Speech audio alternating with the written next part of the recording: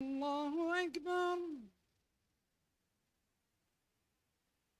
الله أكبر.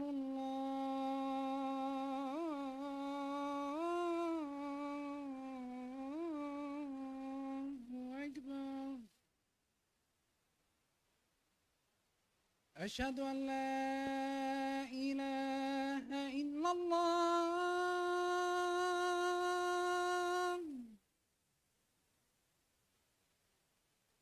أشهد أن لا إله إلا الله.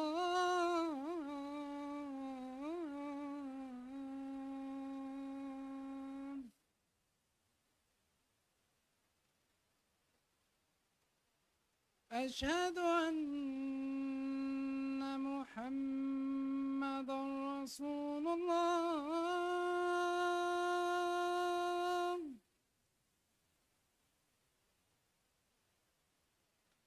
أشهد أن محمدا رسول الله.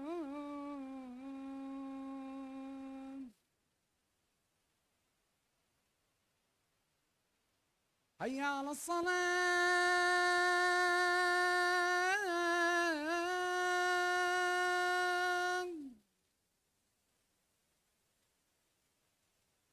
حي على الصلاة.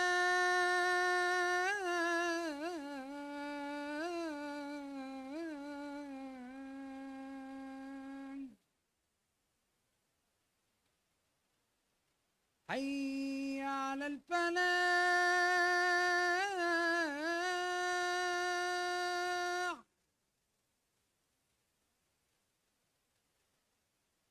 حي على الفلاح.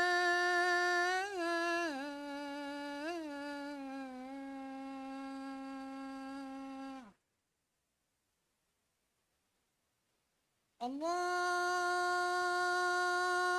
أكبر. الله أكبر. لا إله إلا الله.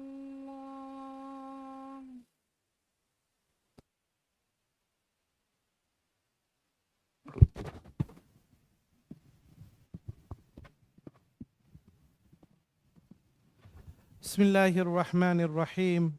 الحمد لله. إن الحمد لله نحمده ونستعينه ونستغفره ونؤمن به ونتوكل عليه ونعوذ بالله من شرور أنفسنا ومن سيئات أعمالنا. من يهده الله فلا مضل له ومن يضلله فلا هادي له، ونشهد أن لا إله إلا الله وحده لا شريك له، ونشهد أن سيدنا ونبينا ومولانا محمدا عبده ورسوله صلى الله تعالى عليه وعلى آله وصحبه وبارك وسلم تسليما كثيرا كثيرا. أما بعد، فقد قال الله والفرقان الحميد بعد أعوذ بالله من الشيطان الرجيم: ومن يتوكل على الله فهو حسبه. وقال عليه الصلاة والسلام: الدين النصيحة. وقال عنه: إذا حزبه أمرا أو إذا حذفه أمرا فزع إلى الصلاة.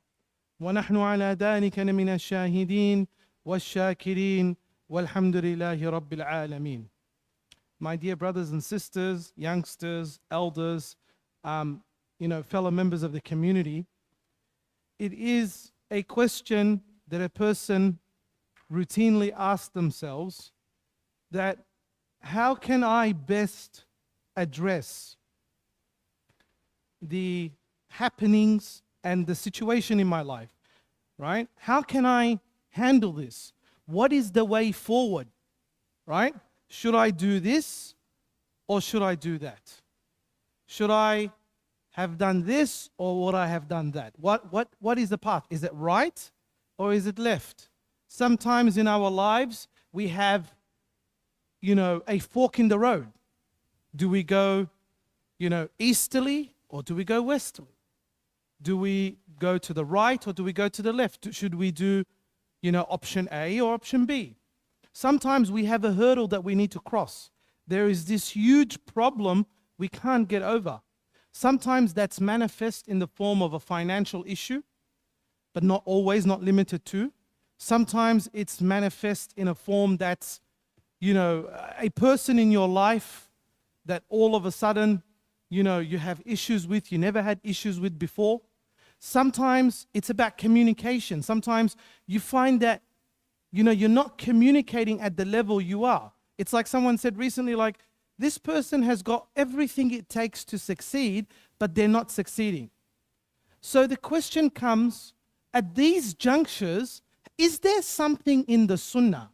Is there something in the Quran?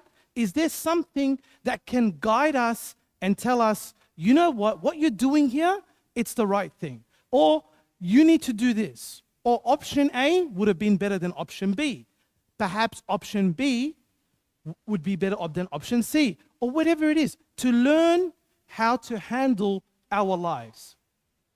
And there is a bigger picture to this. And we'll speak about that next week in terms of getting an anchor.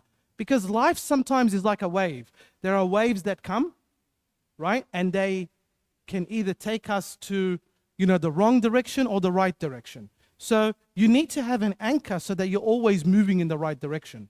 But in a more specific sense, when you're at these junctures, in terms of what do I do? We know that the Prophet ﷺ, number one, if there was any occasion in the life of the Prophet ﷺ, and the Sahaba radiallahu ta'ala anhum as well, because as we know, they are an example to us. So the Prophet ﷺ is our primary source,